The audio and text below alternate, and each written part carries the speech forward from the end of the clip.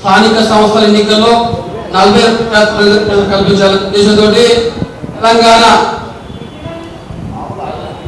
Telangana BC సంక్షేమ సంఘం అధ్యక్షులు అన్న మేకపోతుల నరేంద్ర గారి ఆధ్వర్యంలో నిర్వహించిన ఈ కార్యక్రమానికి ఇచ్చేసిన ప్రతి ఒక్కరికి పేరు పేరున ధన్యవాదాలు తెలియజేస్తూ, ఇప్పటికీ స్వాతంత్రం వచ్చి 75 సంవత్సరాలు దాటి కూడా ఇంకా మన రిజర్వేషన్లు మన చట్టసభలో స్థానాలకి పోరాడుతూ ఉన్నాము. కేసీఆర్ గవర్నమెంట్ వచ్చింది, ఇప్పుడు రేవంత్ రెడ్డి గవర్నమెంట్ వచ్చింది.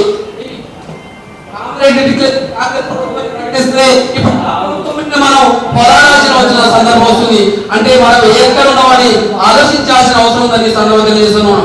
ఇప్పటికైనా మనం బీసీలో అందరం ఏకమై ఖచ్చితంగా రిజర్వేషన్ల కోసం పోరాడాలని ఈ సందర్భం తెలియజేస్తూ, ఈ రోజు నిన్న మొన్నగా రేవంత్ రెడ్డి ఆయన ఇచ్చిన హామీని రైతు బంధు ప్రకటించి హామీని నెరవేరుస్తాడు.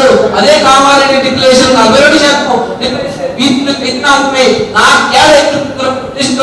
అది రాహుల్ గాంధీ ఇచ్చిన ప్రకటనను ఆపి ఇది ఇచ్చినటువంటి బీసీల మీద ఆయన చేస్తున్న కుట్ర అని సందర్భం తెలియజేస్తున్నాం.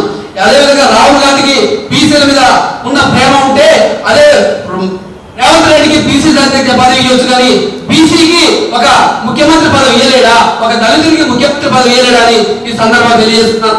ఈ అవకాశం ఇచ్చిన పెద్దలందరికీ ధన్యవాదాలు తెలియజేస్తూ ముగిస్తున్నాను. Thank you.